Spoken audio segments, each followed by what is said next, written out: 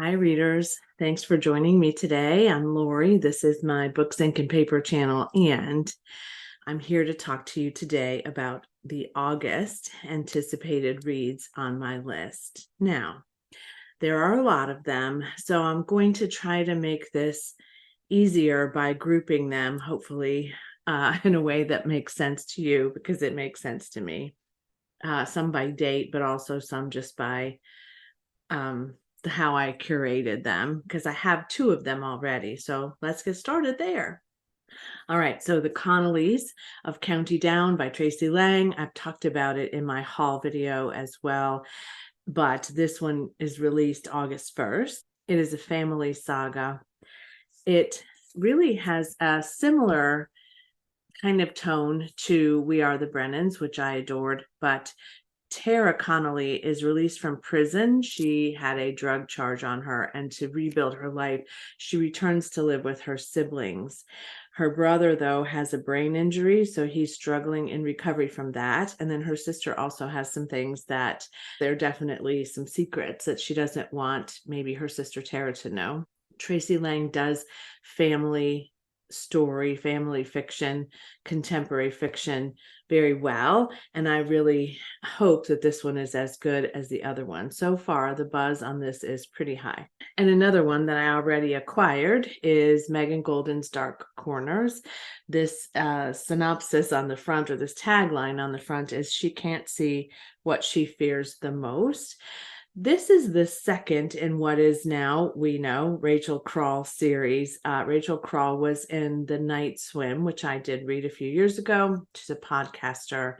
And this book acknowledges that Terrence Bailey is about to be released from prison, but right before he is released, Madison Logan, who's a social media influencer, goes to visit him. And then she goes missing.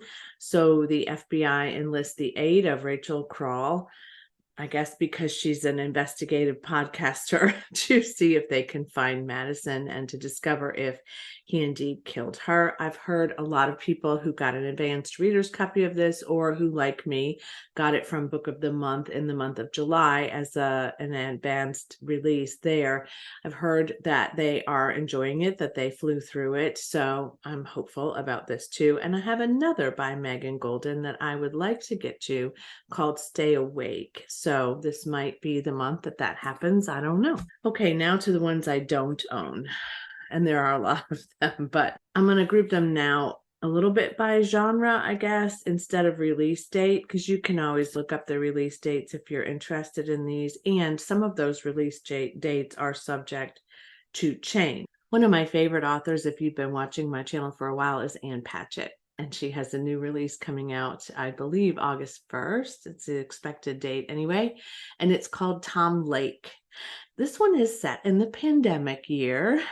I don't know that that's related to the plot at all. It doesn't mention it really, but it's set in the spring of 2020. And Lara's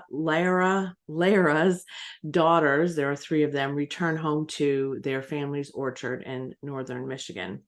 And they are just sort of asking, I guess, because they're picking cherries and they're, spending time with their mom, they're asking her some questions about a romance that she had when she was younger with a man who was in a theater company with her. And the theater company was called Tom Lake. The man's name was Peter Duke. The girls are learning a lot about their mother, I think, that they didn't know before, which causes all of them really to reflect on their youth, on their lives before they were married, on their lives now, and just what the trajectory of experience, the effect that has on their lives, I guess. Ann Patchett's work is always deeply rooted in the trajectory of people's life experiences and in relationships. And I appreciate that about her a lot. So they're very well developed characters, and they examine some, internal struggles or internal noticings. And I've always loved her work. It's like a delicious 5-course meal for me each time I read one of her books. So I've really been excited about this one coming out. I love this cover, and I think those are cherry blossoms for obvious reasons. That's significant. It's funny because I remember picking cherries off of my neighbor's tree when I was growing up in Illinois. So that also has kind of a nostalgic piece for me with it, but I really hope that this one is good. It has some pretty great buzz around it too, and the ratings so far, even though they're not terribly many of them, are really good. Okay, I need my glasses for this because I'm going to read off a list of thrillers that are coming out at different times in the month, and I am interested in a couple of them, but I'm going to read the ones that I probably won't read, but you might be interested in. And then I'll go to the ones that I probably will. So one of them is called Just Another Missing Person, and that's by Gillian McAllister. That one comes out August 1st. I've never read anything by that author that I can recall. Lisa Jewell has None of This Is True, coming out August 8th, hopefully. And I have read a Lisa Jewell before.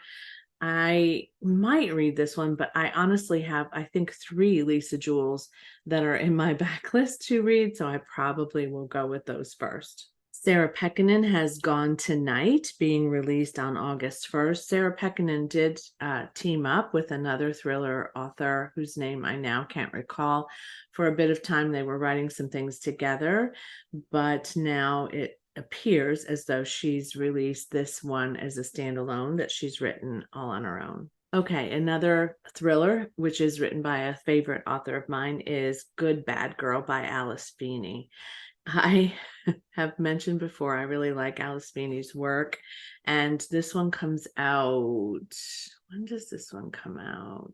Maybe the 1st or the 3rd of August. It's fairly soon, in the beginning of the month. Alice Feeney always has sort of unreliable characters or narrators. Something happens within her books that always leads to a pretty big twist, and so this one probably is no different. But a baby is taken 20 years prior to when this book is set. Might be a good movie too. She's taken from her stroller, and a woman is murdered in a care home. And there's a belief that those two murders are linked, or disappearances and murder are linked, but there's no like evidence. If you fast forward, then Edith is living in a nursing home, and she was, I think, entered into the nursing home against her will, or some people maybe lied about her condition. I'm not sure. There are a few different perspectives on that, but Edith is plotting to get out of the nursing home, and she has a person who works there and takes care of her whose name is Patience, which I think is quite funny. And she has bonded with Edith, but she also is not truthful with Edith. And so I'm not sure if Edith is relying on Patience to help her get out or not, but it sounds plausible that might be what happened. And then Cleo, who is Edith's daughter, won't even speak to her or visit her. Something is going to happen with Cleo as well. And my assumption is that all of these things are linked back to this missing baby from the stroller and the woman who was murdered, but I don't know how, and I don't want to know. I just want to read it. Now, a Catherine Ryan Howard release that I am really excited about, called The Trap, comes out in early August. I've only read one other Catherine Ryan Howard, and that was 56 Days, but I really enjoyed it, even though it was set in the pandemic and we were all kind of coming out of our zombie caves after that experience. But this one is very, very intriguing to me. There is a murder in Dublin, and Lucy's sister Nikki is killed in a pub, an Irish pub there, and 2 other women, I think, are also killed at the same time, and there are no kind of leads as to who might have committed that crime, and it remains unsolved, but it really drives Nikki crazy.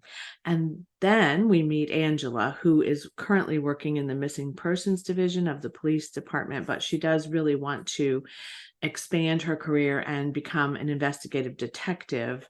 I don't think she is one, though, currently, but she starts to discover some things, and then some things reveal themselves that lead her to believe that she might be able to solve this crime where Nikki was murdered with these other women. Meanwhile, though, also, there is a man driving a car in the dark of night, and he starts to tell a woman who he has taken hostage about his story and what he's done. This cover too, with this car and these lights, and it just sounds really rich and fast-paced, hopefully, and I love those kind of three perspectives. Isabel Cañas has another horror, like gothic horror novel coming out called Vampires of El Norte.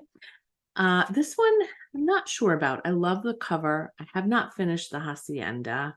I'm about halfway through that. This one follows a rancher's daughter. It's set in the 1840s in Mexico, and Nina is it's a difficult time for Mexicans at that time in that era, and there's war building around them, and there are some rumors about people who drain the blood of men and women in the night. Nina was attacked by them.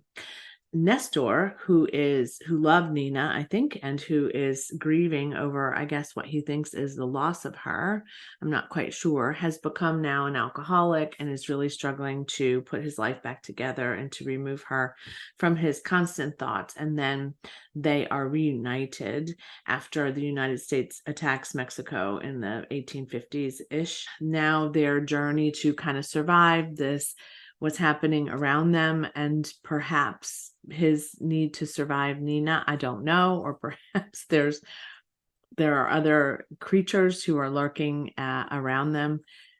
It sounds good, and yet I don't know. I don't know. Let me know what you think, if this is something that you think you're going to read. It's not that I don't love horror, I do.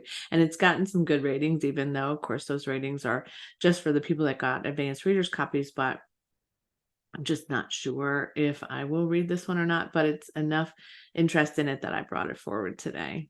Another one that I'm not quite sure about, but I'm probably more likely to look at for reasons I will tell you in a moment, is called Delicate Condition. And this is by Danielle Valentine, and it comes out on the 1st, I think, anticipated anyway, on the 1st as well. It is horror fiction too. It is being billed as the push and the silent patient if they came together, but it also kind of has some Rosemary's Baby vibes for me, and I'm not sure that that's even a thing. But this one, Anna Alcott is the main character, and she's been wanting to have a baby for a very, very long time, and she's been trying everything, all kinds of treatments and IVF, and she thinks that people are conspiring to keep her from becoming pregnant. The medicines that she needs are being withheld from her, or they claim that they're lost. They're not scheduling appointments, or they're canceling appointments, or they're telling her she didn't have an appointment. It's kind of like they're, gaslighting her in a way. And she gets so scared by all of these people that are, she thinks, threatening her, that she leaves her home. And I guess she starts to, try to just stay away from all of the people that are terrorizing her, kind of like Rosemary tried to do as well.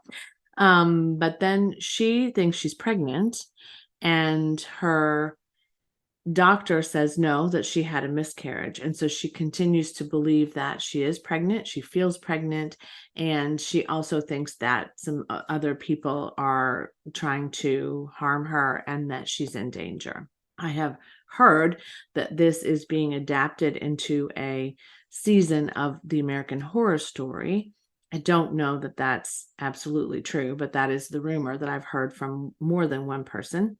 I do think, though, that this sounds pretty creepy, and I would be more inclined to read this one than I would to read The Vampires of El Norte. Another horror-related nonfiction work is 101 Horror Books to Read Before You're Murdered. Now, on Goodreads, it says Before You Die, but I have a feeling, since the Goodreads listing is not particularly robust at the moment, the title was changed. But this is by Sadie Hartman, and it literally features 101 horror reads that you should take a look at, that she thinks you should take a look at. So it goes from classic to more modern. And because I love horror so much as a genre, I might be interested in looking at this. It kind of reminds me a little bit of Monster She Wrote, which I got last year, I think. No, the year before. I just think it's a good kind of a collection of horror in one place to keep on my shelf and to reflect back to. And maybe I go through all 101 and read them. Who knows? Okay, Learned by Heart by Emma Donoghue. I have read a book, at least one by Emma Donoghue before, and this one really has me wanting to get this. The synopsis of this is incredible, I think. So this is based on a true story of a woman named Anne Lister who apparently left behind a lot of diaries and information about her life. She is in a boarding school in England and falls in love with Eliza Rain, who is an orphan, and they meet at the manor school, and they're both 14. So this follows their life and their trajectory through school and possibly their love story. I don't want to know a whole lot more than that, except that this just, I don't know, it just feels like a great read to me. And Emma Donoghue is a brilliant writer. And for those of you who are fans of the Karen Slaughter and the Will Trent series, there's another installment coming out. It's called After That Night. This is the 11th Will Trent novel. I am really curious for you to tell me, those of you who've read the Will Trent novels, if you need to start at Will Trent 1 or if you can start at Will Trent 11 if you so choose. I have not read anything by Karen Slaughter. I do own one that I got years ago, but I am intrigued by the Will Trent series, and I know it's an adaptation now on one of the streaming services, but I don't want to start with streaming until I've actually read one. One of my good friends, Lisa, loves the Will Trent series and continues to read those. Karen Slaughter gets a lot of high ratings on her books. People love her. This is a creepy looking cover, right? Sarah Linton, when she was younger, she had a night out where she was, I think, with friends, and something happened to her that was very traumatic. And since then, she's kind of put that behind her and is carrying on with her life until she's working in the ER one night. I guess she's a doctor or a nurse, and she's trying to save the life of someone who's been attacked. And there's some connection, she thinks, to this woman's experience and the experience that she had 15 years ago. I love books like that. And this one has a 4.54 current rating now on Goodreads, and it has a lot of ratings because a lot of people end up with an advanced reader's copy of Karen Slaughter's. I think this one probably is fantastic. It does not come out until later in the month of August, but if I were to read a Karen Slaughter, and I put this one outside of the thrillers because it's more police procedural in my mind, but if I were to read a Karen Slaughter and I could start outside of order, this probably would be the one that I would start with just because of the creepy cover. Okay, that is my most anticipated reads. No, not even nearly the exact number of reads that are coming out in August. There's a lot of them. So if you want to take a look at some additional ones, you can usually find them. Bookseller websites often have a list of anticipated reads coming out. Goodreads does indeed do that as well monthly. You can also go to publishers' pages to see what's coming out for them in August, or listen to a podcast. A number of people do a podcast episode about those too. I hope these were helpful and useful to you, and that maybe you're intrigued and want to read them. I hope you'll let me know what you're anticipating in the month of August as well. If you've read any of these as an advanced reader's copy, I'm even more intrigued to hear about that.